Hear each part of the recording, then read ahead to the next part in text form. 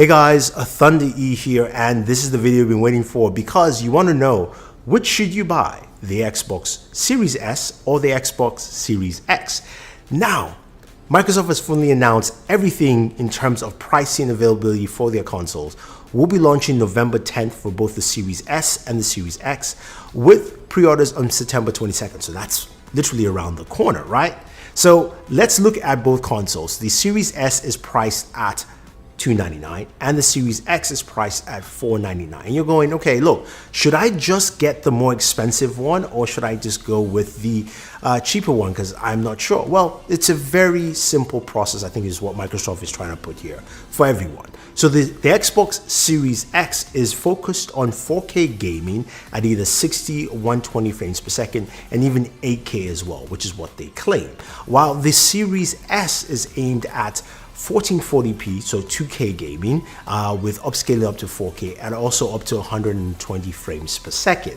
Now, when you look at both consoles side by side and you look at the specs, they are not that different if you really think about it. So they have the same, they have the same Zen 3 CPU. It's an 8th core, 3.8 gigahertz, custom AMD chipset, 7 nanometer. Where they differ is the GPU. The GPU on the Series X is 12 teraflops. On the Series S, it's actually 4 teraflops. And again, the clock speeds are slightly different as well. Now, when it comes to RAM, though, they've got 16 gigabytes of DDR6 RAM on the Series X. On the Series S, it's 10 gigabytes of DDR6 RAM. Still a lot of RAM for both consoles, honestly, because they're both targeting up to 220 frames per second.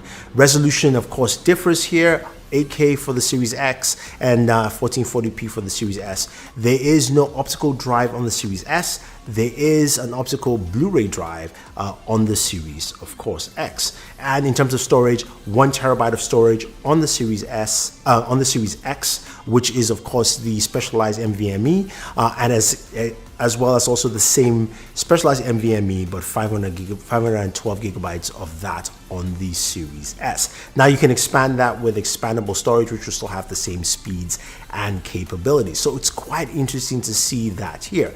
And now you're thinking, okay, what should I actually get, right?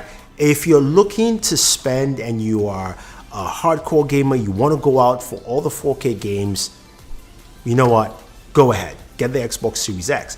But if you are one who, look, you know what, you're not going to update your TV, you like the way your gaming is now, but you want to go to next gen, then this is the best way to jump to something else with the Xbox Series S. Because here's the truth, guys, right?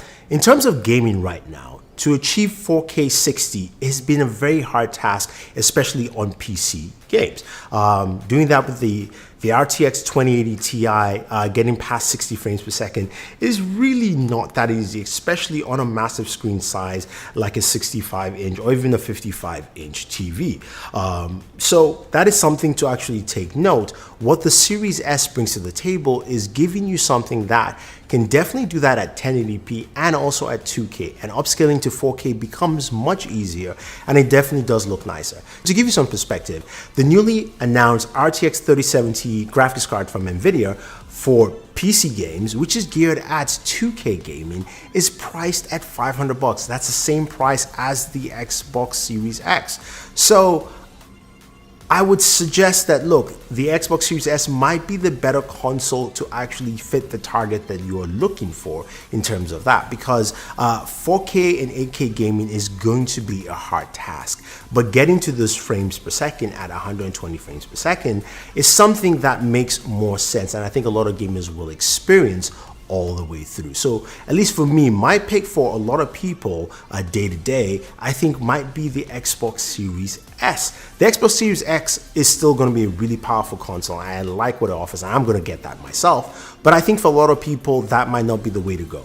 Now, Microsoft did also announce one more thing, Xbox All Access, which is quite interesting and gives you a lot more with Xbox All Access. So if you want to pick up either the Series S or the Series X and you don't want to pay for it, you can go with their financing plan with Xbox All Access, which gives you a really cool feature. So it's no money down, there's no interest rate, so you're not paying, but they will run a credit check, so be aware of that. But that gives you the Xbox Series S for $25 a month for 24 months, as well as combined with 2 years of Xbox Game Pass Ultimate, as well as also with the Xbox Series X, it is $35 a month, giving you for 2 years, with of course 2 years of Xbox Game Pass Ultimate, which comes out to the same price of paying for actually both. It's not more expensive or less expensive either way. What's cool also with Xbox Game Pass Ultimate, they just announced today, is that you will get over 100 games on your console, access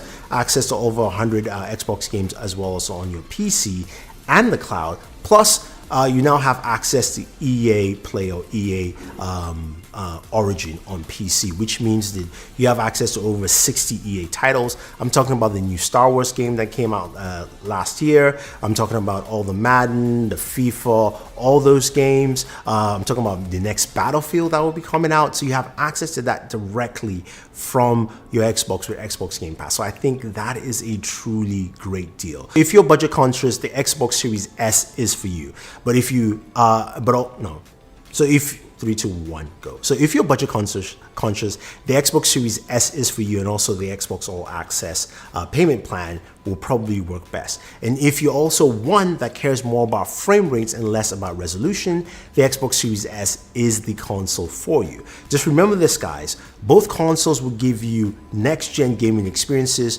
with faster load times, also will give you higher frame rates. The difference is resolution. One is targeted at 4K, one is targeted at 2K resolution. That is literally the difference here with both consoles altogether. So if you are the one, of course, who wants 4K gaming, 8K, all the high-end stuff, then the Xbox Series X is the console for you. But there you have it, guys. I will say for most people, Xbox Series S, that's the one to go for. It's cheaper and also will hit all the targets and will work well with your current TV right there. So if you have any questions, any comments, guys, let me know. Don't forget to like, share, subscribe, and always enjoy your entertainment.